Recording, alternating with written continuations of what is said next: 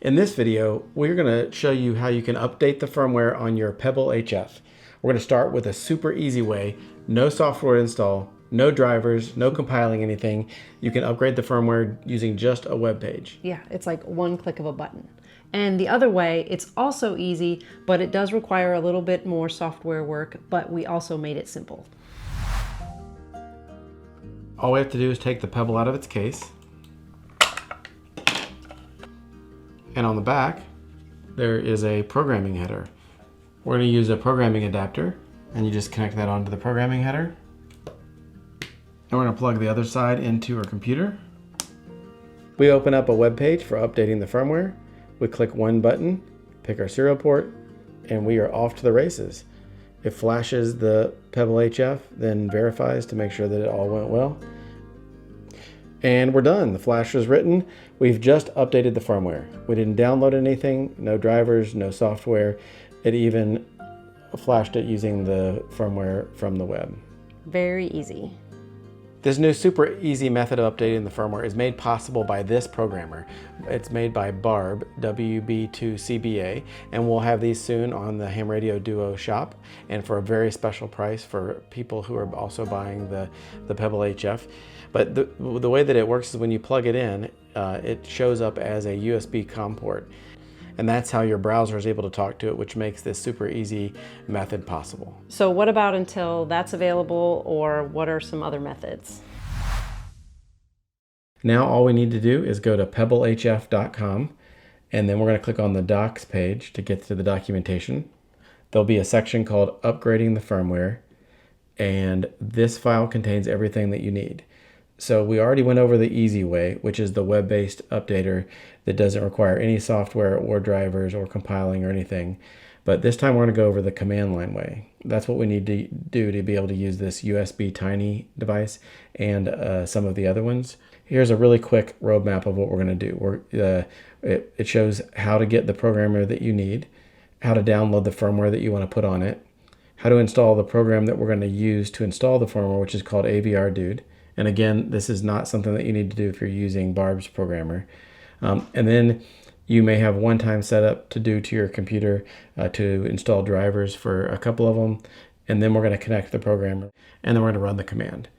So it goes over the choices of the programmers that you have. The one that we recommend is the USBtiny. There'll be a link in the description on how to get that from Amazon for $9. So this is the USBtinyISP, or just called the USBtiny.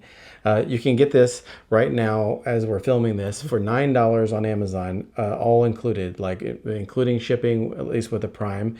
This showed up next day. It comes with a 6-pin ribbon cable, so there's no fancy wiring to do. You can just plug it directly into the Pebble HF. This is the programming header, and with the Barb Programmer, we just plugged it in this way into the programming header. And the only difference is with the USBtiny, we're going to plug its cable in this way, so it's going to go the other direction on the board. But we're just going to plug it in like that and plug it into our computer. You will need to use your own USB cable, and since my Mac only has USB-C, I'm using an adapter, but you just plug it into your computer. And then next, we're going to go download the firmware.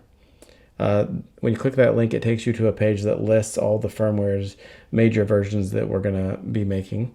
And you just click on Assets, and under Assets, you can see this hex file here.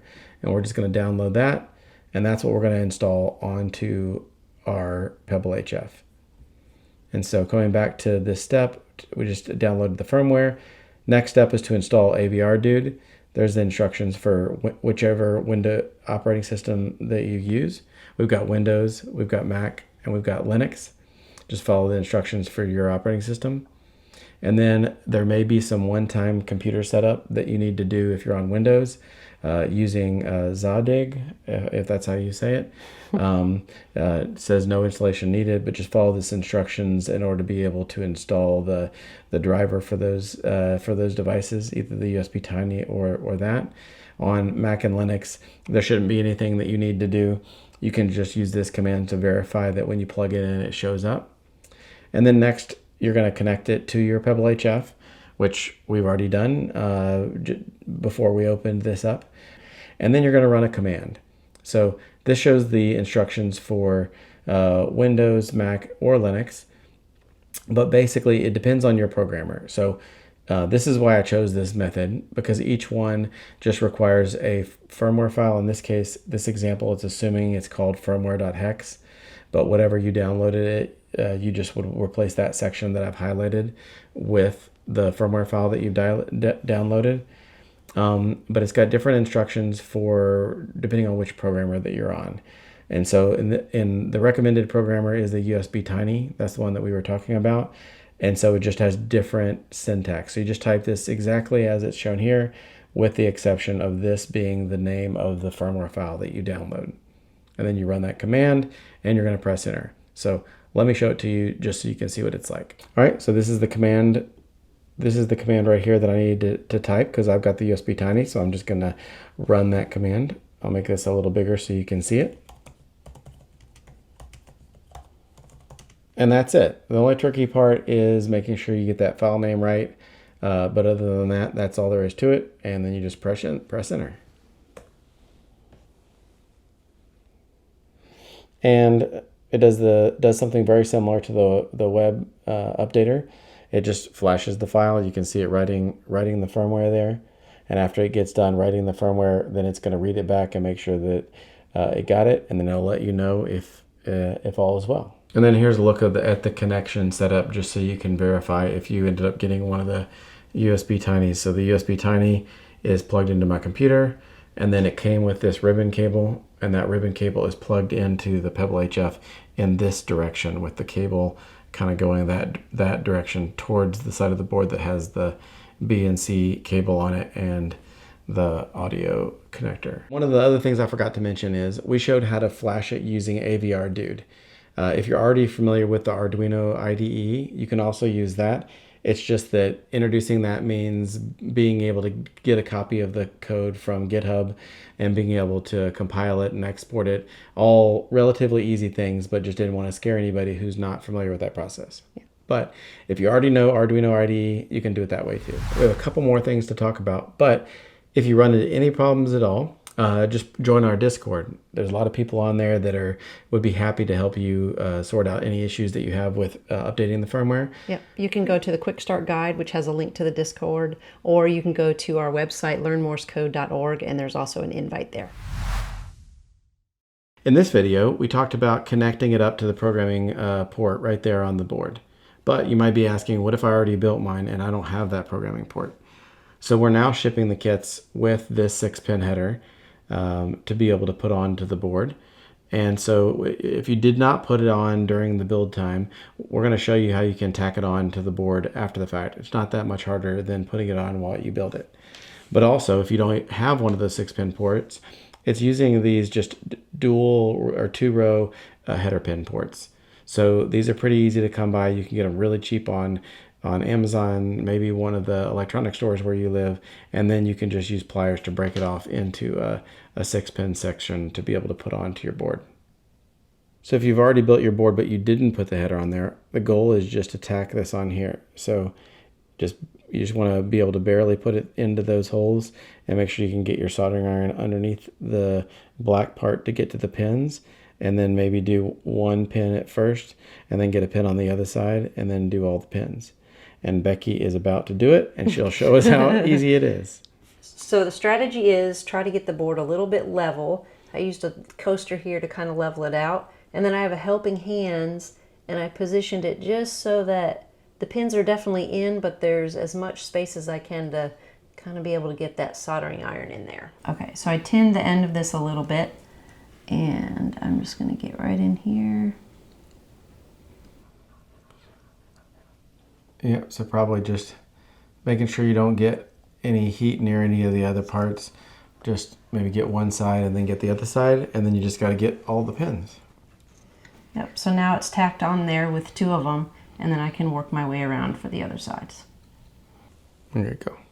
So it's not super pretty, but they're all touching, and it worked. It just verified and it worked, yep. Let's say you don't have the header on there, and you also don't want to go to the trouble that Becky just showed, tacking one on. So we have the solution for you. It's this. It's a Pogo-pin adapter. it's got these little pins at the bottom that can provide some tension. And so the way that it works is you just plug the programmer into the top of it, and then the bottom pins just get pressed against here. So you just kind of press it against there while you program it. This thing is about $12 from eBay and works fantastic. Again, just plug the programmer in and just press it up against the pins, and no soldering needed at all. You just have to kind of hold it there steady for the whole, it's about 2 minutes. And so here's all three setups. Here we have a Pebble HF that has the header soldered on, and it's got Barb's ISP programmer on it. And just so you can see, this is how it's connected. The Barb Programmer goes that direction. And then here we have the USBtiny, and it's connected like this with its ribbon cable that it comes with. And again, it goes this direction, so it goes the other direction from where the header is. Then the Barb Programmer, just so you can see what that's like, but this is using the tacked on header. And then here we have one that doesn't have a header at all, and this is the case where we would use the Pogo-pins to be able to press fit on there with either one of the programmers. If you found this video useful, please subscribe and hit the like button. It really does help us out and doesn't cost you anything. And if you were intimidated by updating the firmware on the Pebble, hopefully the version using Barb's Programmer looks super easy. And if you want any more information, just go to pebblehf.com, click on the docs page to be able to get to the documentation, and it's got the full version of all that stuff. Thank you so much for watching, and enjoy your Pebble HF. 72.